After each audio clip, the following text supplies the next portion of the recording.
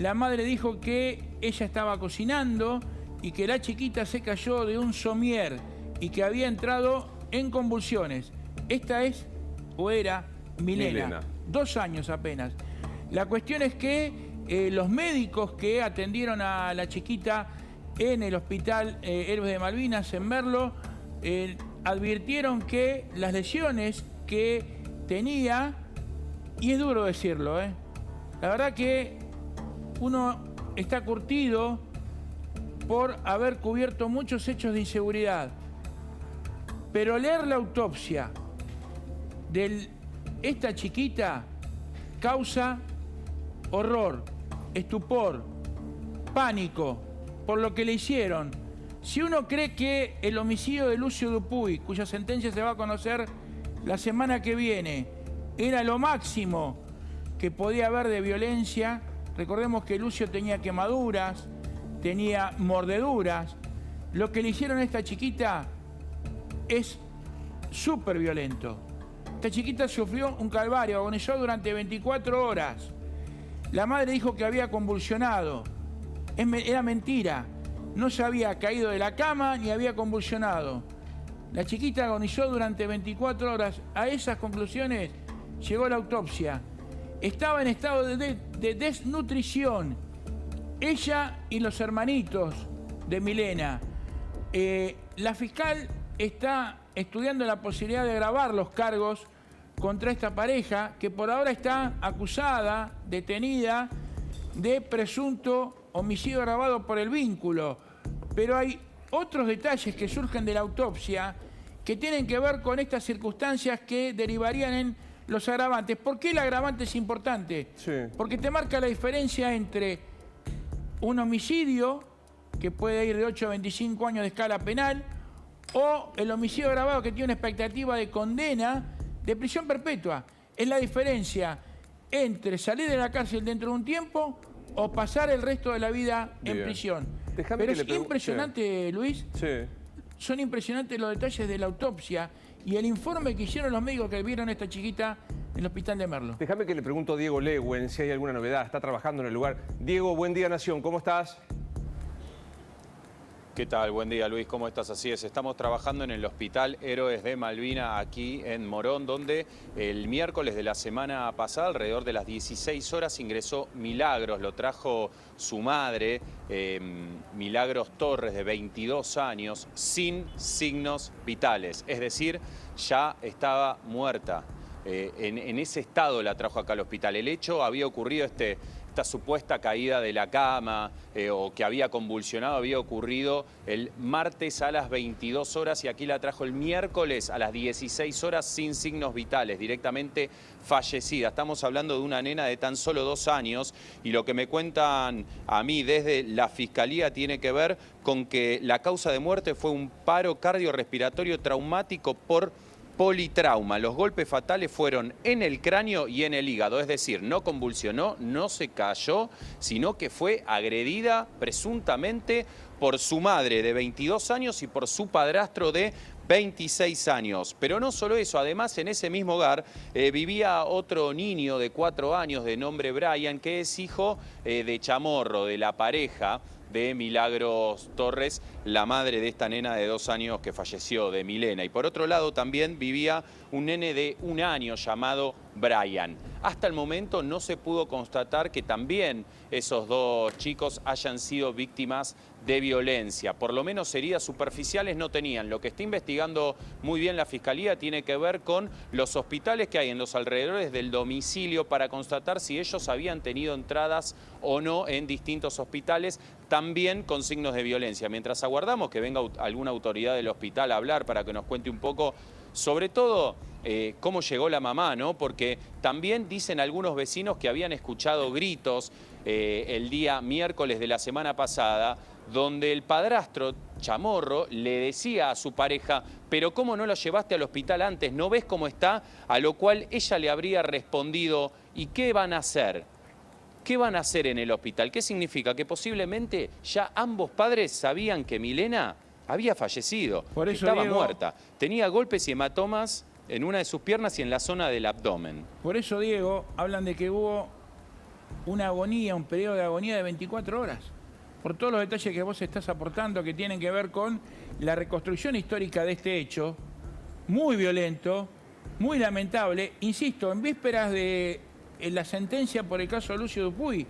Acá hace falta más que nada en este momento que se sancione la denominada ley Lucio para que aquellos operadores de los hospitales, de la policía, los docentes, tengan en cuenta lo que está pasando, porque uno, a ver, Luis, Diego, compartimos el informe de la autopsia.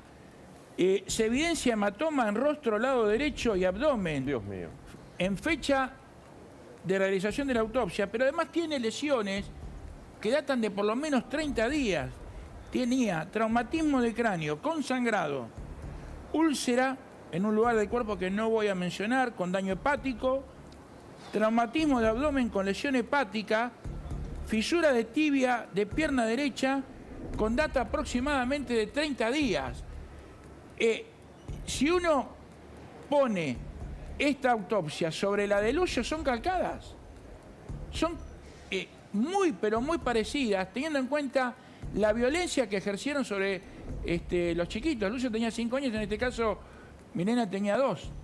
Es tremendo. Ahora digo, acá vuelve a ponerse en tela de juicio la advertencia que tiene que hacer un médico o alguien que ve a una persona, una niña de 2 años, hace 30 días con semejantes antecedentes y no pasa nada. ¿Sabes? Por eso Diego dice, están revisando en otros hospitales, por si la habían llevado en algún momento y ningún médico advirtió que es lo mismo, claro, que pasó con Lucio. Es lo mismo de Lucio. Diego, ¿hay una composición familiar, de amigos, de algún grupo que rodeara a Milena que nos permita saber qué tipo de cuidado tenían con la criatura? Mira, hasta el momento es la palabra de un vecino que dijo haber escuchado lo que yo les comentaba antes. Gritos por parte de Chamorro hacia la mamá, donde le decía, pero no ves cómo está, ¿por qué no la llevaste al hospital? Y la respuesta de ella diciendo, ¿y qué me van a decir? ¿Qué me van a ayudar?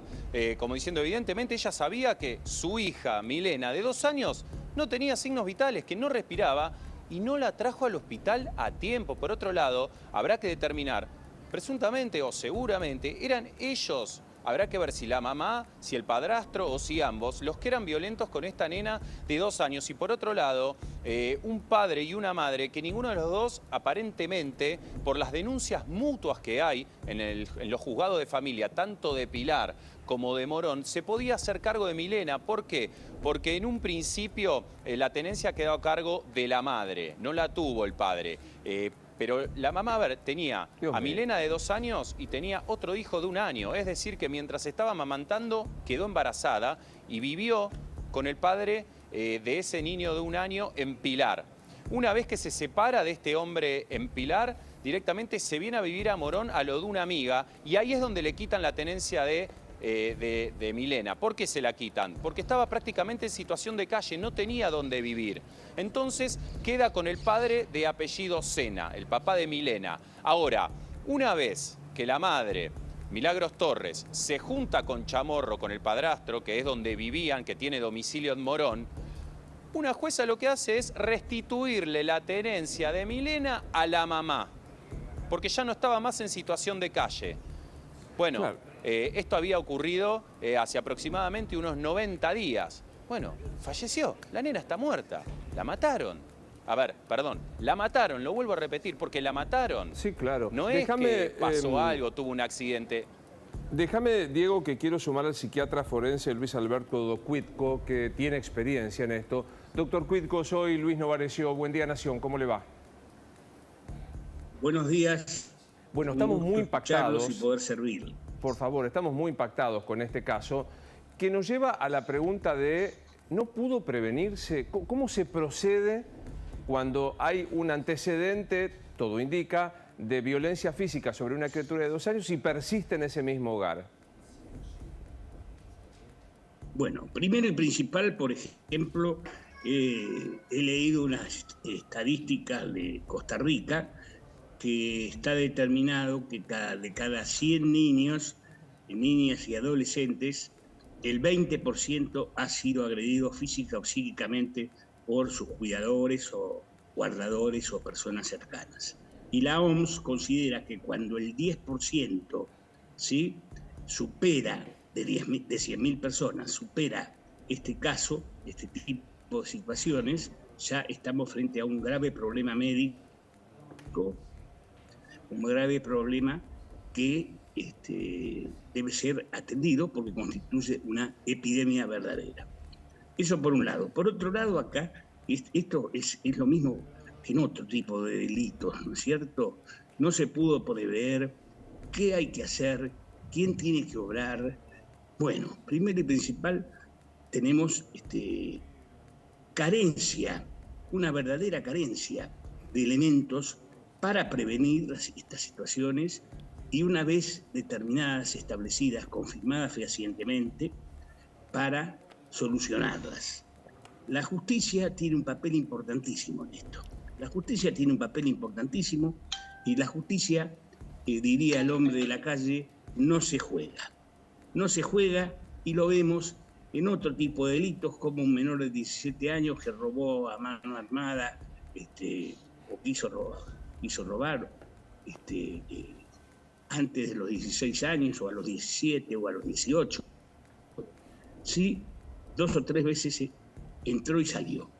Se lo deja en libertad, se le pone la tobillera, se tiene que presentar en el juzgado cada tantos días.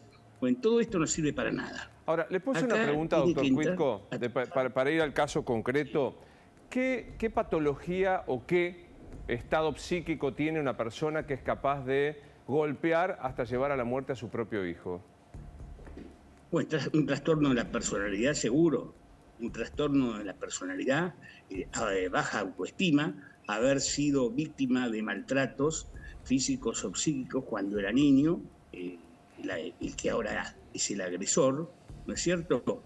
Y la influencia que cada vez cobra más auge, más fuerza, que es la adicción a drogas, el alcohol, la combinación de ambas.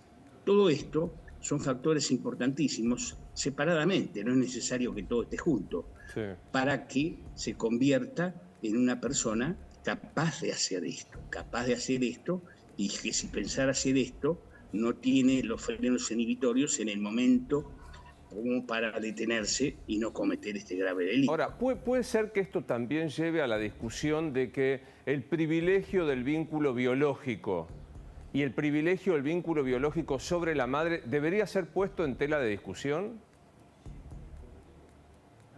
El privilegio, quiero entender bien qué me querés decir. Ante la duda, la ley está que una criatura esté con los familiares biológicos y dentro, en el caso de un niño con papá y mamá, se da un ascendente a los menores de 5 años a las madres. ¿No debería discutirse también esto? No.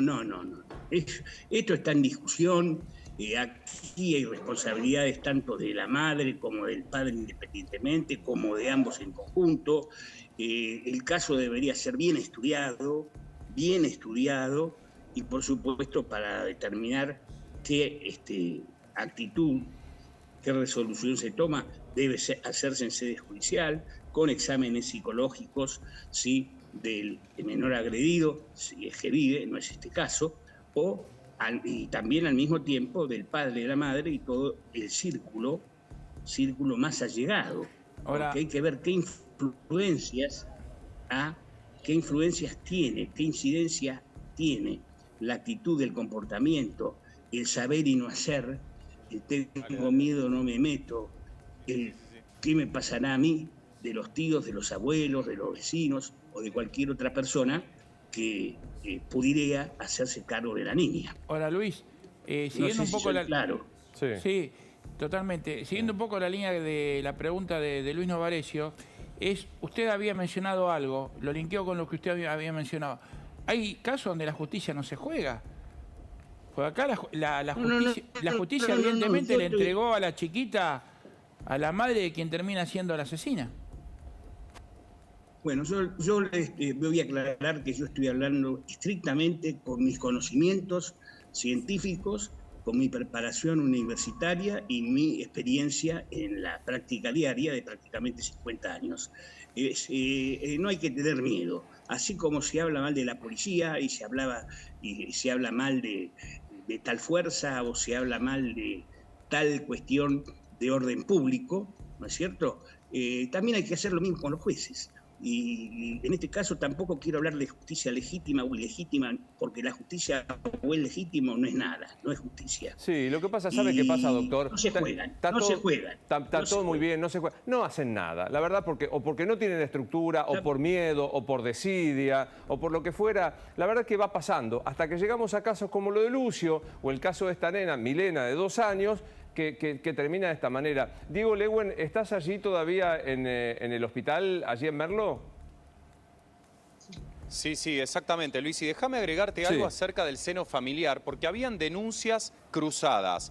Por un lado, de parte de Sena, del papá de Milena a Torres, a la mamá, decía que se encontraron en una plaza cuando ella se lo llevó para que la tenga él y que estaba sucia en condiciones de abandono. Esa denuncia fue hecha en la comisaría de la mujer de Merlo por parte del papá contra la mamá. Ahora, la mamá tenía denuncias por violencia de género contra el papá radicadas en Pilar, ¿sí? Entonces, y tenía una perimetral también. El padre no se podía acercar a la madre. Entonces, en el medio de ese seno familiar, una nena de tan solo 2 años que terminó siendo asesinada.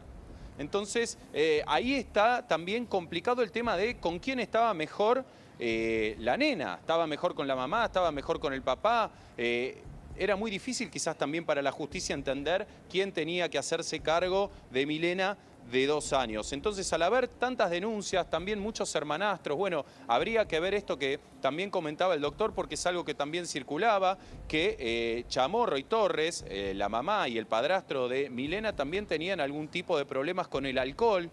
Entonces, quizás esa situación también lo llevó a ejercer la violencia contra Milena. Bueno, son todas cosas que todavía se están investigando por parte de la Fiscalía, que está a cargo de la doctora Adriana Suárez Corripio. Todos estos interrogantes todavía no tienen respuesta, pero se está investigando. Claro, totalmente. La verdad que es muy llamativo, Gustavo, porque, insisto, tratamos de no ponerle mayor angustia a quienes nos están viendo. Vos accediste a la autopsia y es tremendo el resultado de la autopsia. A ver, el doctor sabe también de autopsias, ha revisado muchas. Y ¿qué impresión le da el doctor Cuitco cuando usted se encuentra con un informe de autopsia donde una chiquita de 2 años tiene lesiones compatibles con un hematoma en el rostro, tiene traumatismo de cráneo con sangrado, úlcera de vejiga con daño hepático, traumatismo de abdomen con daño hepático, fisura de tibia? Dios mío, Dios mío. Y en pierna derecha. Cuando uno se encuentra en una chiquita de 2 años con este cuadro de lesiones según la autopsia, ¿usted qué piensa? Bueno, pensar, no sé si se puede llamar pensar, sino que siente, el horror terrible que siente uno, porque muchas veces cree que el que hace una autopsia es un autómata, o el médico que va al lugar del hecho y ve un homicidio múltiple o serial, son piedras, un iceberg desprendido de la Antártida, y no, somos personas. Pero para cada cosa tiene que estar el que sepa hacerla y el que la haga. Y bueno, para esto estamos los médicos legistas. Lo que yo quería comentarles es que hay casos que no se pueden entender, porque el primero que puede descubrir esto es la maestra. Y si una chica de 2 años no va a la salita rosa, azul, no sé cómo se llama, y tiene 5 años o 6 y ya va a 1er grado, 2º grado, es la maestra. La maestra lo nota por el comportamiento, cuando se sabe expresar, porque el problema de todos estos niños golpeados, el caso de esta niña que tocamos ahora, seguramente tenía graves dificultades para expresar lo que le pasaba y lo que sentía.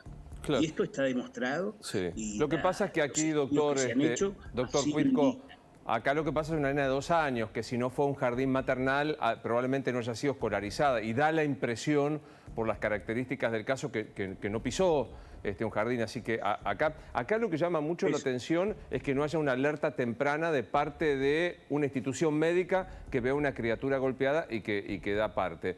Doctor Cuitco, gracias por atendernos. No, al contrario, un gusto poder servirles. Hasta luego, buenos días. Que siga usted. Que es impactante. Porque digo, y estos son los casos que a vos te llegan, que Gustavo tiene porque es un obsesivo en el trabajo, pero que esconden una otra cantidad de casos de niños golpeados que quizás no llegan a la tragedia de la muerte, pero que quedan traumatizados para toda la vida. Vos sabés que me estaba acordando, terminamos el año con un hecho igual en El Pato. El Pato es partido de Berazategui. Navidad, entre Navidad y fin de año, una chiquita de 1 año. También los padres detenidos. Yo les digo, es algo habitual. Trascendió por la gente de Merlo, que nos hizo llegar la información. Los vecinos de Merlo, Marga, claro, que es una vecina de Merlo que está muy preocupada, una colega también que está muy preocupada, nos hace llegar. Pero vienen pasando más a menudo, Luis. Y ¿sabés que tiene mucho que ver lo que decía Cuitco? La droga. Claro. La droga. Y ¿sabés que el Estado está ausente? Porque el Estado no se ocupa de estas parejas que tienen chicos, que a veces lo tienen también, ¿sabés para qué? Y voy a ser duro con esto. Para cobrar planes. Pero claro. Pero aparte digo, por eso es importante lo que ayer planteaba Monasterki de dar cuenta a la autoridad. 911, policía, las líneas de violencia familiar. Acá no es, ¿viste? Porque muchas veces te dicen, te convertís en un buchón. Era ser buchón cuando este presidente que tenemos ahora te daba la facultad para decir si el vecino salía a la calle cuando el aislamiento no se podía hacer mientras él hacía la fiesta, Olivo. Eso era ser buchón. Esto no es ser buchón.